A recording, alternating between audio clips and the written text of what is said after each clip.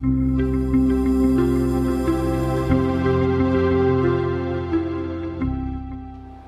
दोस्तों, मैं Sanjay Shukla Saraswati group of colleges के इस ऑनलाइन प्लेटफॉर्म पर आप सभी का स्वागत करता हूं। आज मैं पुनः नए टॉपिक के साथ आप सभी के समक्ष उपस्थित हूं, जिसमें हम लोग देखेंगे बीए तृतीय वर्ष के इतिहास विषय में प्रथम प्रश्न पत्र का अध्ययन करेंगे। और ये जो प्रश्न पत्र है, इसमें जो आज का हम लोगों का चैप्टर है वह चैप्टर है 16वीं शताब्दी में सामाजिक और धार्मिक सुधार आंदोलन। और जो आपका टॉपिक है वो है भक्ति आंदोलन के प्रमुख संत, यानी जो प्रमुख संत थे नानक, उनका हम लोग अध्ययन करेंगे और देखेंगे उनका सामाजिक, धार्मिक और राजनीतिक विचार क्या हैं। लेकिन उससे पहले हम लोग जानते हैं कि इस टॉपिक को पढ़ने के पीछे हम लोगों का उद्देश्य क्या है। तो उद्देश्य ये है कि जो नानक हैं उनके सामाजिक और धार्मिक विचारों से हम लोग परिचित होंगे, और दूसरी चीज़ महत्वपूर्ण है कि हम लोग उनके जीवन दर्शन के बारे में भी जानेंगे, यानी जो उनका जीवन है, जीवन परिचय है, उसको प्राप्त करेंगे। आइए हम लोग चलते हैं अपने मुख्य टॉपिक की ओर। तो जो गुरु नानक हैं, ये ऐसे संत हैं कि जो जिस समय ये पैदा हुए, यानी ये पंजाब में इनका जो कार्य क्षेत्र है वो पंजाब है, और वहाँ पे जिस समय इनका जन्म हुआ उस समय जो मुग़ल सत्ता है, यानी कहने का मतलब जो मुस्लिम सत्ता है, वो अपने चरम पे है। और वह जो समाज है पंजाब का, वो कहीं न कहीं बहुत आक्रांत है, वो व्यापार वाणिज्य से जुड़ा रहता है, और उसकी जो समस्याएं हैं, यानी जो राजनीतिक और आर्थिक और सामाजिक जो समस्याएं हैं वो चरम पे हैं। और कहीं न कहीं इन्हीं के बीच नानक ने जो हिंदू समाज है, उस समाज की जो कुरीतियां हैं उसको दूर करके उस समाज को सुखी जीवन व्यतीत करने के लिए या भविष्य के पथ पर अग्रसर करने के लिए जो उन्होंने विचार दिया, उसी विचार को आज हम जानेंगे कि वो विचार क्या हैं। तो एक्चुअल में वो विचार हिंदू धर्म में सुधार को लेकर के ही दिए नानक, लेकिन बाद में वो एक धर्म के रूप में परिवर्तित हो गया।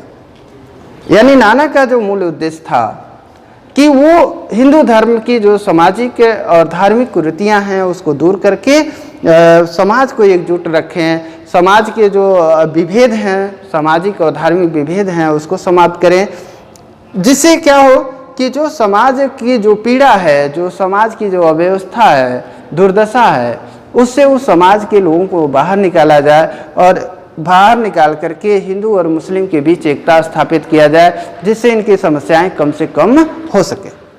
तो अब इनका जन्म अगर देखें तो जन्म 1469 में तलवंडी में रावी नदी के किनारे हुआ, और इनके पिता का नाम कालूचंद था, और इनकी जाति क्षत्रिय है। इनकी शिक्षा दीक्षा गांव की पाठशाला में हुई, हिंदी और फारसी का इन्होंने ज्ञान प्राप्त किया। इनकी जो पत्नी थी उनका नाम सुलाखिन था, और इनके 2 पुत्र थे, एक का नाम श्रीचंद और दूसरे का लक्ष्मीदास नाम था। नानक चूँकि इनके जो पिता थे, नानक को व्यापार वाणिज्य और सरकारी सेवा में लगाना चाहते थे, लेकिन नानक एक चिंतनशील प्रवृत्ति के थे, और इनका किसी भी क्षेत्र में चाहे नौकरी या व्यापार वाणिज्य यानी आर्थिक गतिविधियों में बहुत रमा नहीं। इसलिए नानक में जो चिंतन की प्रवृत्ति थी उनको कहीं न कहीं भ्रमण की दिशा की ओर उद्वेलित किया, और इन्होंने कई देशों की यात्रा की। और कई देशों की जब यात्रा की तो विभिन्न संतों से इनकी जो मुलाकात हुई, विभिन्न विचारधाराओं से जो इनकी मुलाकात हुई, उन विचारधाराओं के आधार पर इन्होंने हिंदू समाज में सुधार करने का प्रयास किया। अब प्रयास किया तो फिर हम लोग देखते हैं कि अब जो इन्होंने विचार दिया, यानी समाज में सुधार के लिए जो विचार दिया, उसी विचार को बाद में जो इनके अनुयायी थे या बाद में जो सिख धर्म के गुरु थे, यानी सिख धर्म में 10 गुरु हुए थे। इसको हम लोगों को ध्यान रखना है कि पहले जो गुरु हैं वो गुरु नानक हैं, और जो अंतिम गुरु हैं 10वें हैं, उनका नाम है गुरु गोविंद सिंह। तो जो नानक ने जो विचार दिए, जो इन्होंने, उन्हीं विचारों को आधार बना करके नानक के बाद के जो संत हुए, गुरु हुए, उन्होंने सिख धर्म की स्थापना कर दी। तो अब हिंदू धर्म में सुधार से जो विचार शुरू हुआ था वो एक अलग पंथ के रूप में स्थापित हो गया। लेकिन यहाँ पे आपको मैं बताना चाहता हूँ कि जो नानक हैं, ये कबीर के जो विचार थे उसी तरह के इनके भी विचार हैं। यानी नानक और कबीर में काफ़ी समानता पाई जाती है। नानक भी परम ब्रह्म को एकेश्वरवाद के पुजारी हैं और कहीं न कहीं ये भी जात पात का विरोध करते हैं। जो धर्म के आडंबर हैं, जिसके माध्यम से धर्म अपने को प्रेजेंट करता है, उस आडंबर का तीव्र विरोध करते हैं। इसीलिए नानक और कबीर में काफ़ी समानताएं भी देखने को मिलती हैं। तो अब एक सिख धर्म में परिवर्तित हो गया जो उनका विचार था। तो हम देखें कि ये सिख शब्द संस्कृत भाषा के शिष्य शब्द का बिगड़ा हुआ रूप है। यानी सिख शब्द का अर्थ क्या, सिख शब्द की उत्पत्ति किससे हुई है? शिष्य से हुई है, जो संस्कृत भाषा का शब्द है।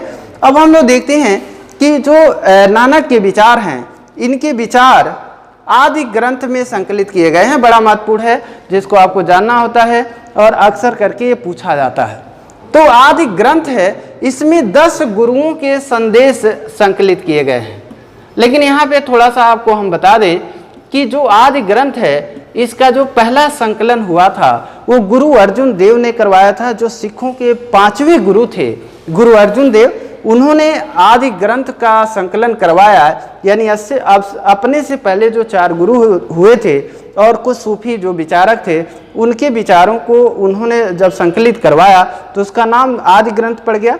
लेकिन जब अर्जुन देव के बाद जब सिखों के 10वें गुरु जो गुरु गोविंद सिंह थे, उन्होंने अपने से पूर्ववर्ती यानी गुरु अर्जुन देव के बाद के जो गुरु हुए थे, उनके विचारों को भी संकलित करवाया। तो इस तरह जो आदि ग्रंथ है उसमें 10 गुरुओं के संदेश आ गए। यानी जो 10वें गुरु गुरु गोविंद सिंह ने जिस आदि ग्रंथ का संकलन करवाया, उसमें 10 गुरुओं के उपदेश शामिल किए गए। अच्छा, जब शामिल किए गए तो उसमें अब दसम गुरु के वो ग्रंथ कहलाए। यानी अब वो उसमें गुरु नानक के ही विचार नहीं हैं, उसमें जो अन्य जो गुरु हैं सिख धर्म के, उनके भी विचार सम्मिलित कर लिए गए। अब देखें कि हमने बताया कि चूंकि नानक की प्रवृत्ति क्या थी, भले ही ये गृहस्थ आश्रम में इनका मन नहीं लगा, लेकिन ये कहीं न कहीं संन्यास के पक्षधर नहीं हैं और ये भी प्रवृत्ति मार्गी संत हैं। यहाँ पर हम लोग ये ध्यान देंगे कि नानक और कबीर दोनों प्रवृत्ति मार्गी संत थे। तो अब इन्होंने संपूर्ण भारत की यात्रा की, मध्य एशिया, अरब के देशों की यात्रा की, जहाँ विभिन्न विचारों से परिचित हुए। और जब परिचित हुए तब उन्होंने एक अपना विचार दिया था, जिसके आधार पर हिंदू समाज की बुराइयों को दूर करके जो उनमें जो विभेद है उसको कम किया जाए और उनमें एकता स्थापित किया जाए, जिससे उनका विकास हो सके। अब आगे हम लोग देखते हैं कि नानक के सुधारों के उद्देश्य क्या है। तो हमने बताया कि हिंदू धर्म में जो बुराइयां हैं उसको दूर करना। तो अब उन बुराइयों को दूर कैसे करेंगे, हिंदू समाज को की जो दुर्दशा है, जो निराशा है, उससे बाहर कैसे निकालेंगे, और जो विचार वो परिवर्तित करेंगे, उसके उद्देश्य क्या होंगे।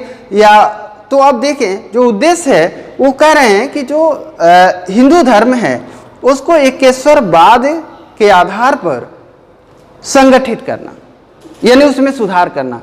क्योंकि माना जाता है कि जो धार्मिक पंथ हैं, जो धर्म के जो बाह्य पक्ष हैं, आडंबर हैं, मूर्ति पूजा और विभिन्न जो बहुदेववाद है, यानी कहने का मतलब कोई राम की पूजा करता है, कोई कृष्ण की पूजा करता है, कोई करीम की पूजा करता है।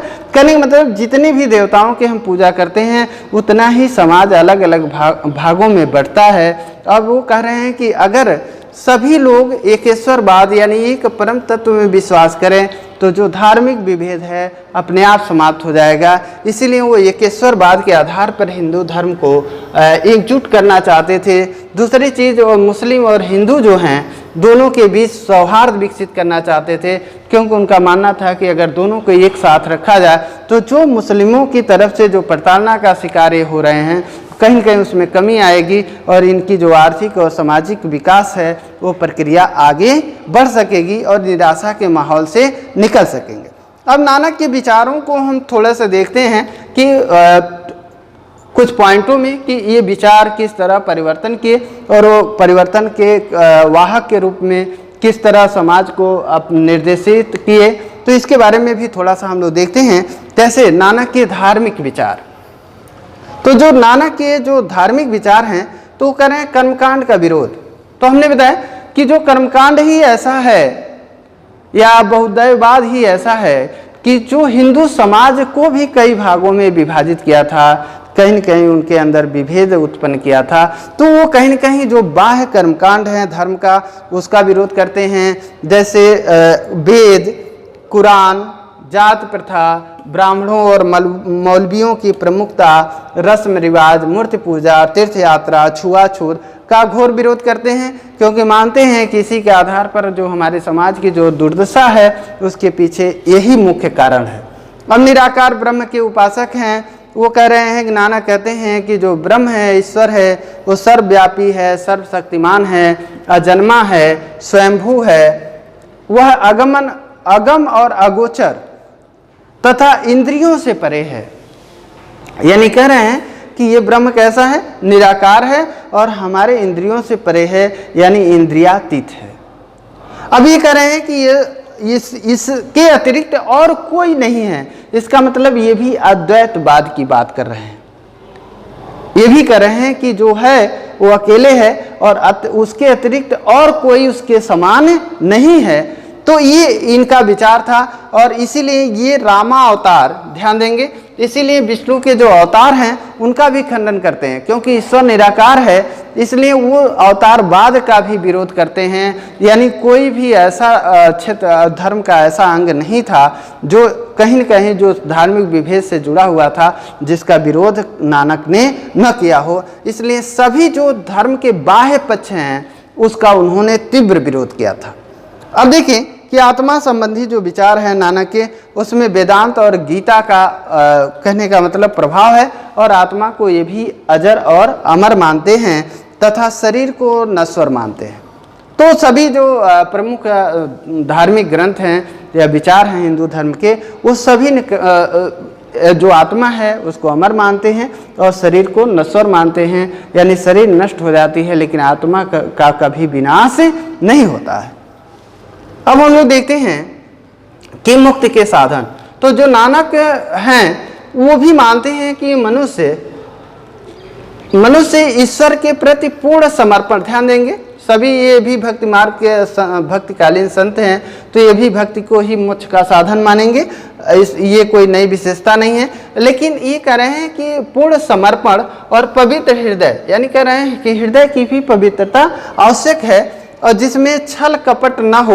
यानी बिना छल कपट के अगर दूसरों के साथ आप व्यवहार करते हैं तो मुक्ति पा सकते हैं। और मुक्ति का अभिप्राय है परमात्मा में लीन हो जाना। देखिए जो भारतीय जो मोक्ष परंपरा है या भक्ति आंदोलन की जो मोक्ष परंपरा है, इसमें मोक्ष को माना जाता है कि ईश्वर के में विलीन हो जाना, क्योंकि जो हमारी आत्मा है उसको परमात्मा का अंश माना जाता है।